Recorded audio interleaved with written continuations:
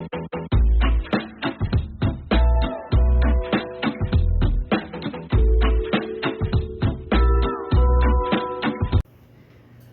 up, YouTube? Welcome back to my channel. I'm Steph, growing in zone 6B. If you are here for the first time, welcome for the first time. I just wanted to pop on real quick to show you guys what I'm growing in my grow station on inside. It has been crazy weather in Ohio. The temperatures are like drastically fluctuating from day to day. I mean, it's 80 one day, 40 the next day, 60 the next day, sunny, not sunny, raining, snowing, etc. So most of my warm weather crops I have indoors. If you watch my previous video, you know that I went to Mark's and I got a bunch of cool weather crops, including like some basil and a few tomato plants that I didn't grow. I also wanted to show you guys what I do when my tomato plants are looking yellowish. So there's a couple different reasons why I found that the tomato plants look yellow.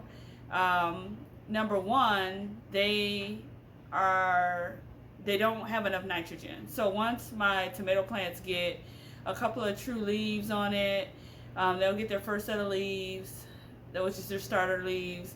Then they'll get like a second or third set of leaves, their true leaves.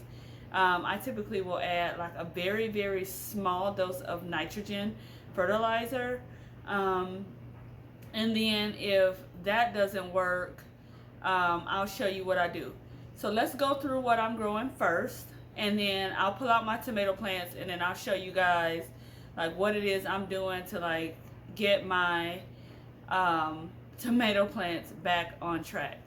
Okay, here we go. So if you can remember, this is my grow station. I have everything set up. I've planted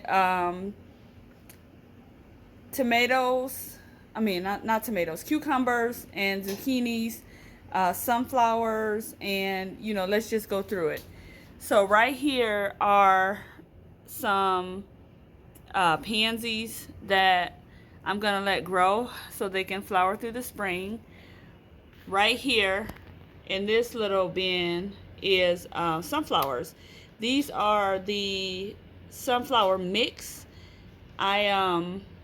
So they'll grow like giant ones, small ones, mini ones. Right here are some pepper plants that I didn't actually think would do anything, but they are looking really strong, guys. I'm excited. I actually started these on 3-4. Nope, that's not true. I restarted these on 4-2, and I didn't think that they were doing anything. And then all of a sudden, I just threw some water in them, and they popped up. So I'm gonna let them grow and see what they do. Those are sweet bananas, and if I get a later harvest, that's okay with me. This is my cucumbers and zucchini. I typically will start my cucumbers and zucchinis about 3 to 4 weeks prior to my my anticipated planting date. I typically won't plant them out until Mother's Day. I like for them to have like 2 or 3 sets of leaves, but no more.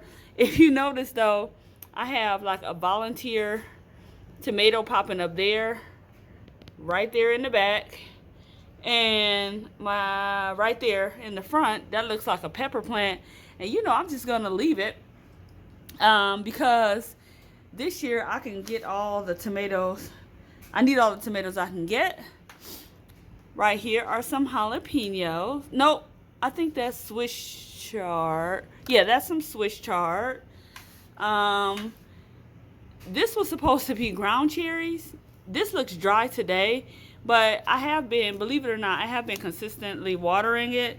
And one little ground cherry will pop up, but it doesn't do anything else. So I'm going to actually sit that to the side and try to rewater it. I have not been successful in growing ground cherries. Back here is some What did I put? This was supposed to be chives. Nothing happened. Oh, I ain't even got the camera on it. This was supposed to be chives. Nothing happened with that, so I'll have to reseed this. I might reseed that with like lemon balm because I can grow chives anytime. And then some cantaloupe here. Over here, I am really, really excited about these plants. So I had a ton of these coleus, but I potted them up. I put them outside sooner than I should have. I was very anxious, and they died. So I have these. There's one little one under there. There is some nice ones here. There's one, if you can see, two right there, and then a few back there. Here is a volunteer tomato plant that popped up in this tray with, this is some kind of flowers. I'm not sure what kind. I forgot to label it. These are jalapenos, but they are looking quite sad. If we go down to the second shelf, I have in the back my potted up pink celery. I have red bell pepper and a big Bertha in the back. Those are the ones that I bought from Mark's. If you notice, actually, while I'm going through this tour, notice how large these containers are. When I plant up, the larger the seed for me, the larger the container. I won't start in like a small container like that. If I'm doing like cucumbers and zucchinis, I'll typically use a bigger container.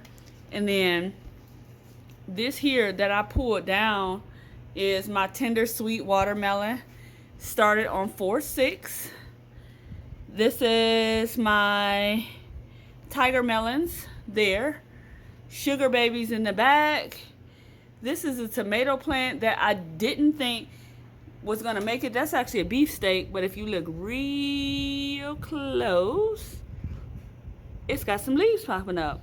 Golden midget watermelons in the back. I really am planning on having a watermelon patch. And like I said in the previous video, I haven't been really that successful with watermelons.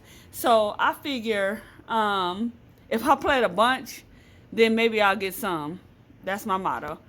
Here are my tomatoes, but I'm going to skip those for a minute and move on to my yellow meat watermelon. This one isn't looking so hot. We'll see what it does.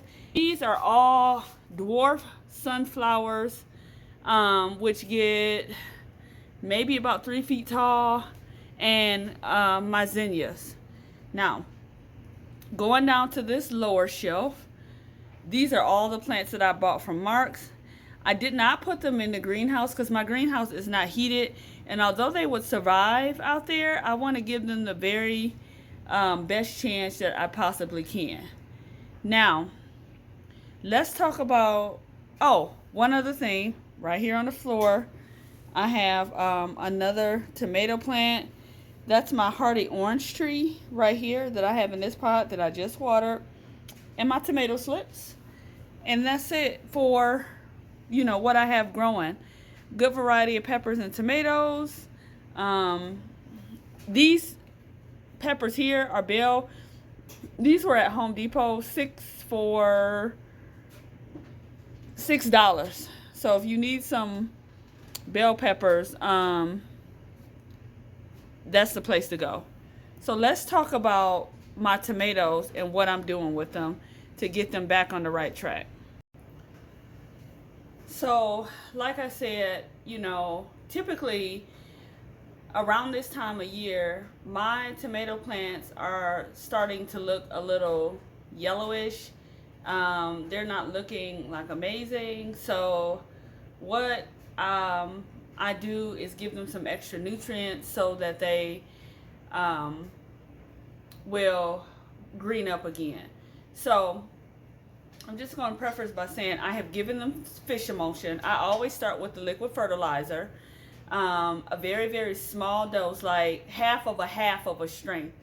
I use fish emulsion Yes, it stinks, but it is what it is. So I'm gonna point you guys down here to, if I can, to my tomato plants and show you what I got going on here. So these are my tomato plants. I'm gonna pull this one up close. If you notice, you see how it is looking a little bit yellowish. I mean, this is like a true leaf. It's yellow, but you know, the stem is green, which lets me know that this plant wants to grow. The same thing with this. That's looking a little yellowish. And you know, that's how most of them are looking. I just don't like the way that that looks. So we're going to go ahead and fix it. Sometimes, you know, you have to do some things to your plants and then leave them alone. If you're giving them too much love, or if the dose of fertilizer that you gave them is too strong, then they'll look like that. If they are missing some type of nutrient, they'll look like that. Or those really are the main two things. So the first thing that I do when my tomato plants are not looking up to par is clean them up. So I ordered this tomato plant off Etsy. This is a Brandywine Black. You see how the leaves are like droopy? Like, this tomato plant is looking sad, right? So the first thing I'm gonna do is I'm gonna pinch off these bottom leaves. I'm gonna just pinch, go on and pinch them off, right? I pinched them off because I need my plant to kind of focus a little bit. So that's my plant. There was leaves down here that I pinched off, and I needed to focus its energy on root development. So what I normally do if my plants are looking sad is I use some Epsom salt. Epsom salt is a great form of magnesium. It does a couple things for your plants. Number one, it provides your plants, it helps assist your plants it provides your plants with magnesium. That's number one. Number two, it helps the plants to uptake nutrients. And number three, it will help your plants green up a little bit by helping them with the chlorophyll process. So when my plants are looking like this, you know, and the stem is healthy and thick, you know, it looks like it wants to thrive, but it's looking kind of sad. I give it some magnesium. So what I do is I just take a little bit. I don't use a lot. I just pinch it in my hand like this, and I go ahead and sprinkle it around the base. Just like that. And I do it for everyone. You go ahead and give them all some magnesium. And again, guys, I use magnesium. This is really the only time that I use magnesium. I don't use it any other time besides when my plants are looking very yellowish and I can tell that they need some love. So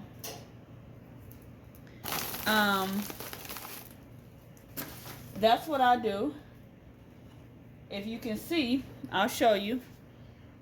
That's about all I put on there. So the next time I water, my plants will soak in this Epsom salt or magnesium, and they will do okay. I believe one of the reasons why my plants are yellowing is because of this growing medium. I bought this soil from Home Depot, and it's a potted mix, but you know, it could be that these wood chips haven't broken down enough. I don't know. Whatever the reason is, like I said, I'm going to pinch off these leaves like that. Anything that's looking like, you know, wilty, that's looking kind of bad, I go ahead and inspect the leaves, and I add some magnesium. Now,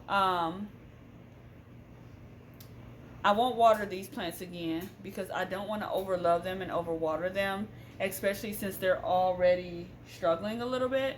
But the next time I water, like I said, it will soak in that magnesium. Now, as a bonus, I'll show you what I did. I have a whole thing of banana and onion water right here. That was just something that I made before that I wanted to show you guys, and that's really simple to make. That's a good source of potassium. I'm gonna actually use that and mix it in with my regular water to water my root crops. Alright, y'all, that's what I wanted to show you. Just wanted to pop on real quick, showing you what I am growing indoors right now until I wait on this weather to break. I'll probably start some more collard greens sometime this week. I have like a ton of stuff in the greenhouse from Mark's that has to get planted out, as well as some more onion starts. This is probably like, I don't know, a ton of onions need to be planted. So I'll get those out tomorrow because those have a sense of urgency because the roots are just exposed. But I do have them wrapped in plastic so that I can hold the roots. And I have my fan going on my plants so that I can strengthen up those stems. And that's it, guys. That's it. I will talk to you guys later. Just wanted to show you what I'm doing, share any tips that I have.